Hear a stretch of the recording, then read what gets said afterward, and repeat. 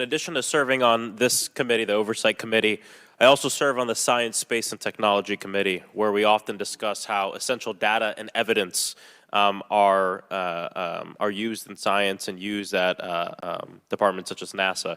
During a hearing, NASA Administrator Nelson affirmed the importance of NASA in helping us to understand UAP.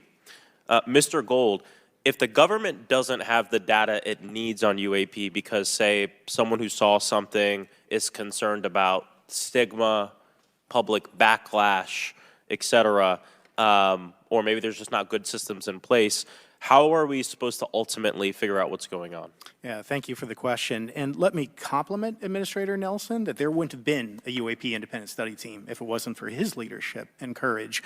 We're talking about data and where we can get data from. As I described, NASA has whole archives of data, much of which I believe will likely have information that will help inform UAP.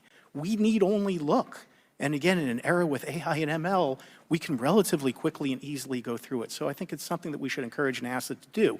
However, per Chairman Grothman's comment about UAP focusing on national security sites, I believe there's something, sir, that you may have heard of called sensor bias.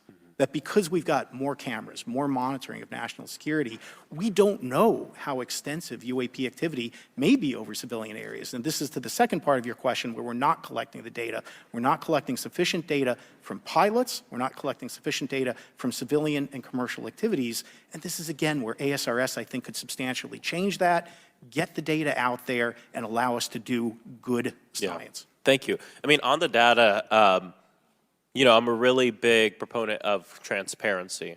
But obviously, there's always a little bit of balance that we have to have in government on transparency as well. I mean, last year, NASA appointed a director of UAP research in response to the recommendation by the independent study team.